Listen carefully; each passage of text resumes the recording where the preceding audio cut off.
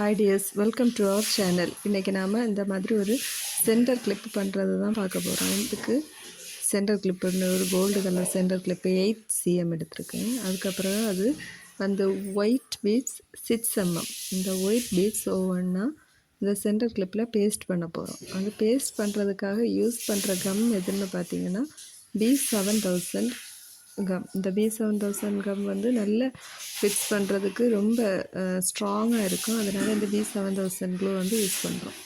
இதில் இந்த 6 mm white beads வந்து ஒவ்வொன்றா அந்த கம்மை தடவிட்டு அதுக்கு மேலே வரிசையாக அடுக்கி வைக்கணும்.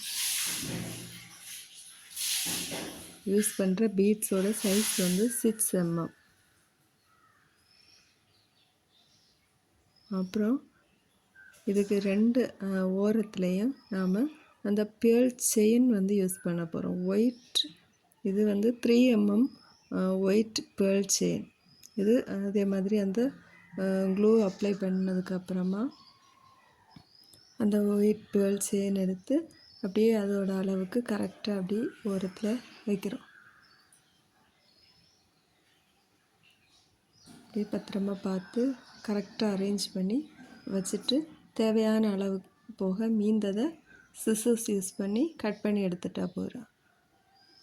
அதே மாதிரி இதோட இந்த சென்டர் கிளிப்போட நெக்ஸ்ட்டு சைடும் இந்த சேம் பேர்ல் செயினை யூஸ் பண்ண போகிறோம். அதுக்கு B7000 க்ளூவை முதல்ல அப்ளை பண்ணிவிட்டு அப்புறம் அந்த பேர்ல் செயினை எடுத்து அப்படியே கரெக்டாக வச்சுட்டு மீந்திருக்கிறத சிசர்ஸ் யூஸ் பண்ணி கட் பண்ணி எடுக்க போகிறோம்.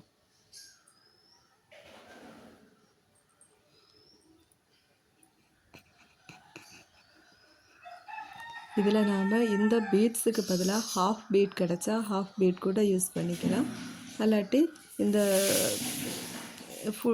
ஃபுல் பீடும் அதோட பேர்ல் செயின் இப்படி வேணாலும் யூஸ் பண்ணிக்கலாம். இந்த அழகான ஹேர் கிளிப் ரெடி ஆகிட்டு இது பெரியவங்களும் சின்னவங்களும் யூஸ் பண்ணிக்கலாம்.